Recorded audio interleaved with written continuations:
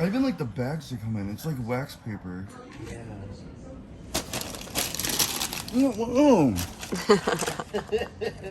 Auntie Anne's. That's what I always used to call it, till I realized it's Auntie Anne's. And then I heard a little kid call it Auntie Annie's, and I'm like, whoa, what? I had a question. Is this place called Auntie Annie's? Luckily, the child who said it was stupid. Are you actually get an Auntie Annie's pretzel? I don't know. I have a problem with anyone that says aunt. Auntie Anne's. Like, it's a pretzel. I mean, come on now. Anyway, it's the butter, that round cheese container, the one additional mustard packet. One mustard packet, just in case they don't give you enough cheese. I love you, Auntie Anne. I am an Auntie Anne's aficionado, and my goal is to eat Auntie Anne's in every state, country, airport, theme park, and mall around the world. I've hit up Thailand, Vegas, Aruba, Islands of Adventure, Orlando Airport, and San Antonio. This was all last week. Except for Thailand. But the journey doesn't stop there, because Julia thinks she can capture the taste I've been experiencing over the past few days without her. A process in which you can do it yourself on a grand scale that one would consider giant. Which brings me to our video title, DIY Giant Auntie Anne. Cue the intro.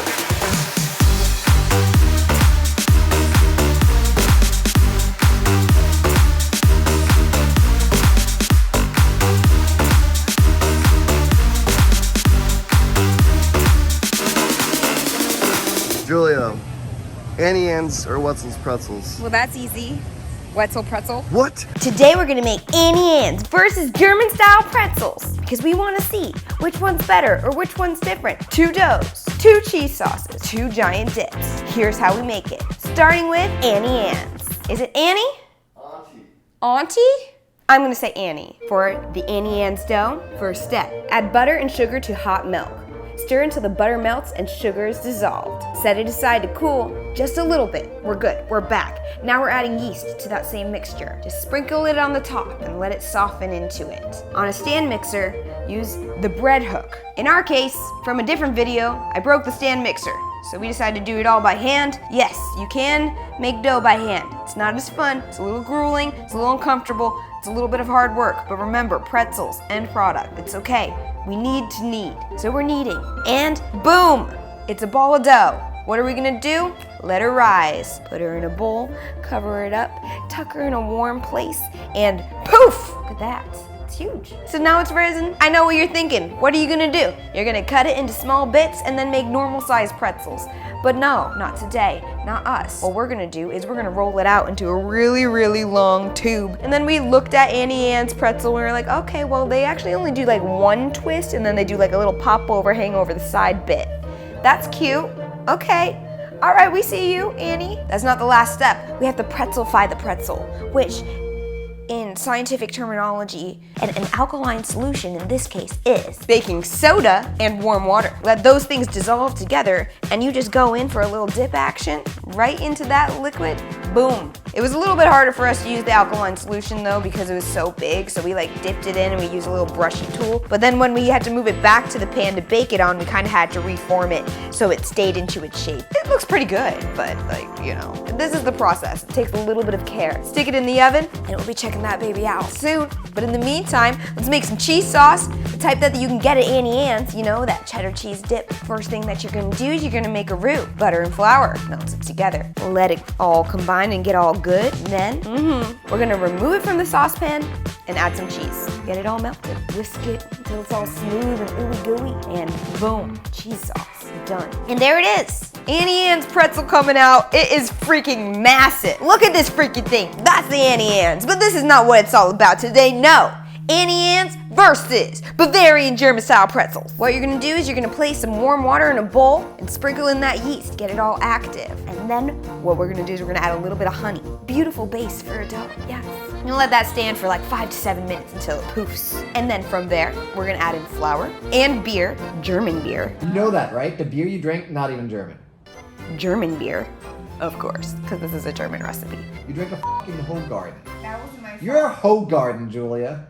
We're gonna add in some butter and kosher salt. I don't know if it has to be kosher, but in this case, that's what we used. We just used a spoon and like put it all together until a shaggy dough formed, and then, you know it, because my stand mixer broke, we're needing that. But to be honest, all of that should have been done with a stand mixer. Beautiful, look at that new ball of dough. We learned from the last one.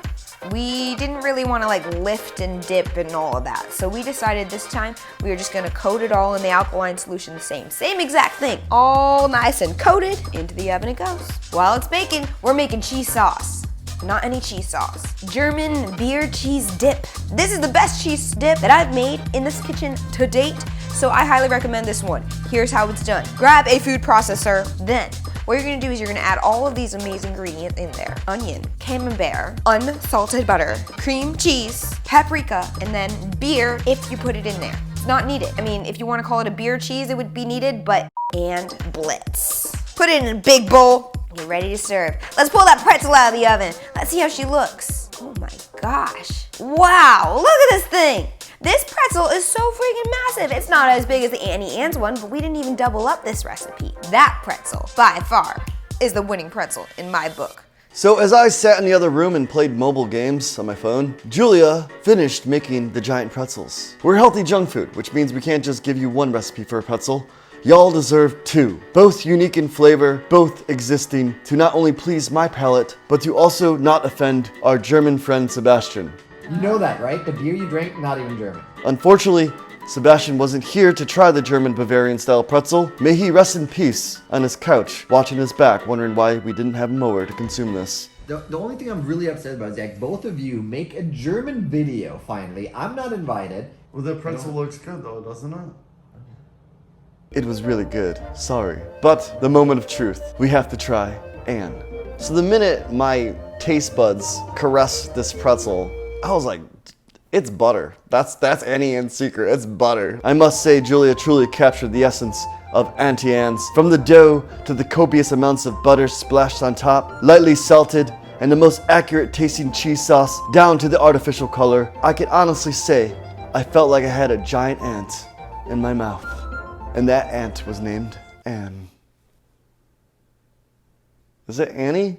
No, it's not Annie. I'll be honest, we haven't gone to Germany yet, and I'm about ready to take Julia's recipe and be like, come on, Germany, we're coming for you. Comment below, which one do you want to eat more? Julia, which one do you like better? You like the Bavarian? You like what? You like Wetzels Pretzel? You're making a Auntie Anne's pretzel for me, like a giant one. I'm making one for you, but that's because I know it's what you like. And I do things like that for you because I care about you. Wait, do you really like Wetzels Pretzel more than I do, Annie? Oh. yeah.